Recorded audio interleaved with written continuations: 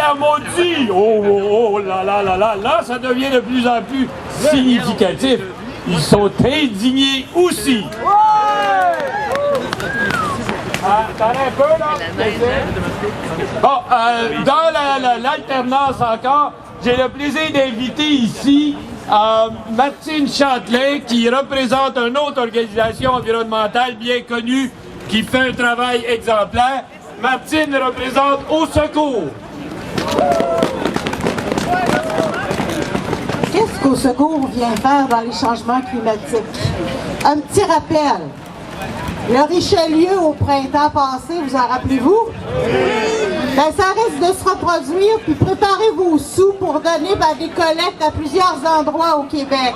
Parce que les changements climatiques, ça a un effet direct sur ce qu'on vit, sur l'eau qu'on boit, et peut-être qu'elle sera de moins en moins potable si on permet des industries comme les gaz de schiste ou le pétrole dans le golfe Saint-Laurent. Alors, à Au Secours, on essaye de surveiller l'eau et on a bien de la misère ces temps-ci parce qu'on dirait qu'il n'y a personne qui s'en occupe.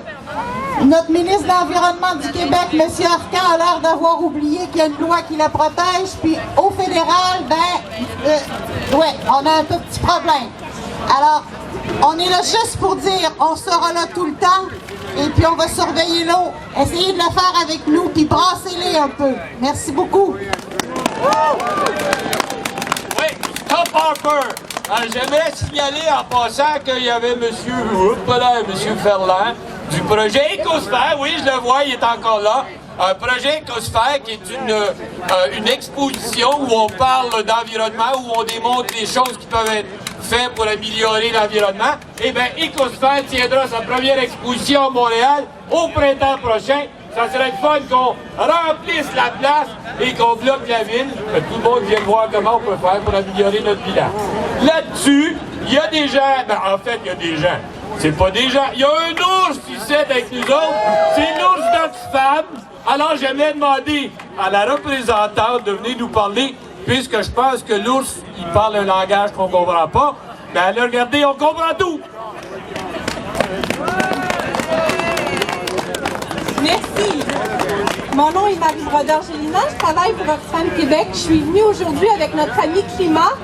Climat, il veut sauver les humains. C'est notre ambassadeur pour parler des changements climatiques dans une perspective internationale. Alors, en fait, Climat est là pour nous parler de justice alimentaire. Ça a l'air, on ne pense pas tout de suite à justice alimentaire quand on parle de changement climatique, mais il y a présentement 1 personne sur 7 sur la planète qui ne mange pas à sa faim. On est près du milliard et malheureusement, les changements climatiques ont un impact direct sur l'insécurité alimentaire pour des millions d'agriculteurs d'Afrique, d'Amérique du Sud, d'Asie. Nous, on le sent déjà parce que le prix du panier d'épicerie a augmenté. Si vous n'avez jamais fait le lien entre le fait que la pinte de lait coûte plus cher qu'avant et les changements climatiques, vous pouvez aller lire sur notre site. Il y a vraiment des causes à effet. On peut tout vous expliquer ça. Et on a un ami climat ici qui veut rappeler que les changements climatiques, c'est des millions d'êtres humains en ce moment qui n'arrivent plus à se nourrir à leur faim. Il faut trouver des manières novatrices de financer le fonds vert pour le climat.